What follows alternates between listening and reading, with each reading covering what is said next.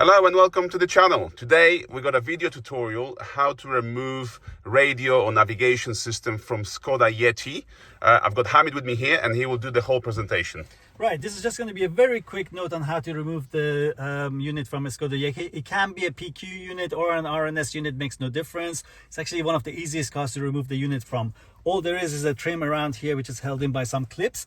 If you've got strong fingernails like mine, you don't even need a removal trim because you can literally just pull the trim off like that. However, if you don't want to break your nails, you use a plastic removal trim to put it between the gaps and pull off the trim, as so. It's very simple. And then the only other tool you need is a Torx 20 screwdriver, which is the Star One T20. I'm going to use an electric screwdriver.